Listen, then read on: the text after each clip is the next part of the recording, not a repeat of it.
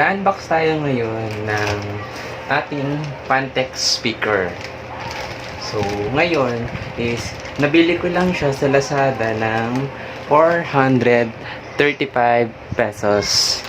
So, as you can see, nabuksan ko na siya. Sa sobrang excited ko, nabuksan ko na yung pinaka-packaging ng Lazada. So, ngayon, ipapakita ko sa inyo kung ano ba yung itsura ng Fantech speaker. So, buksan na natin siya. Wow! Meron siyang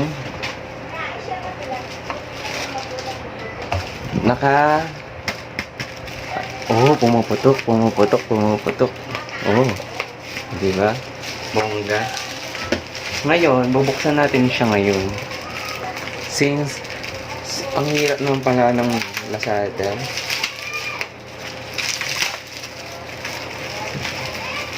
Ang daming tape.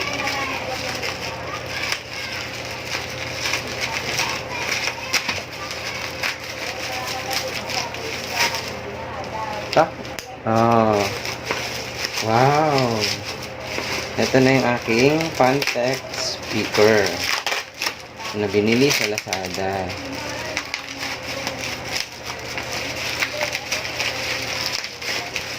Ang hirap ha. Fairness. Ito siya.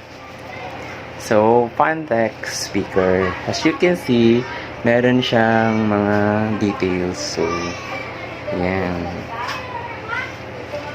Maganda siya. So, buksan na natin siya.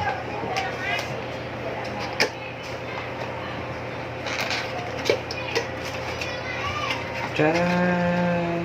Wow!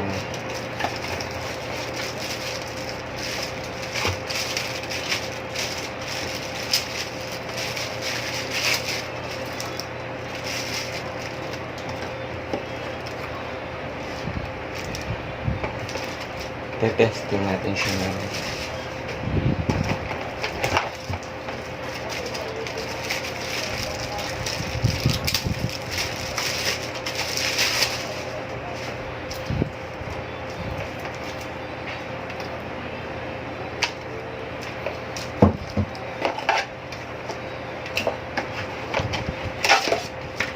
Ito yung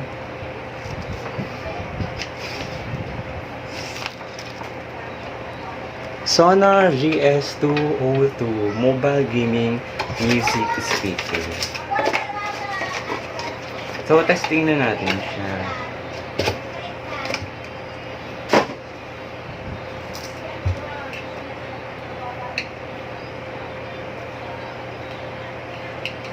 Mahirapan tayo.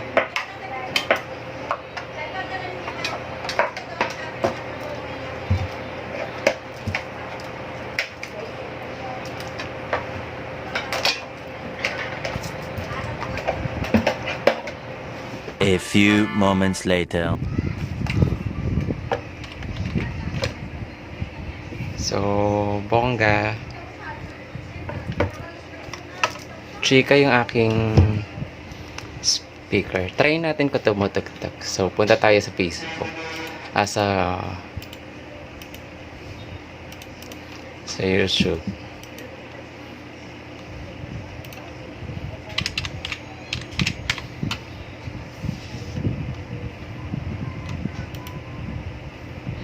Working with videos can be Tinig niya? frustrating. Luckily, UniConverter makes things simpler. With over 1,000 conversion formats, just about convert anything. Anything? Yeah, anything. So it can convert my video to any format. Absolutely. To any format. Neat. Action. Does it convert photos too? Yep. It works with anything. Wow. What about my audio? Yeah, that works too.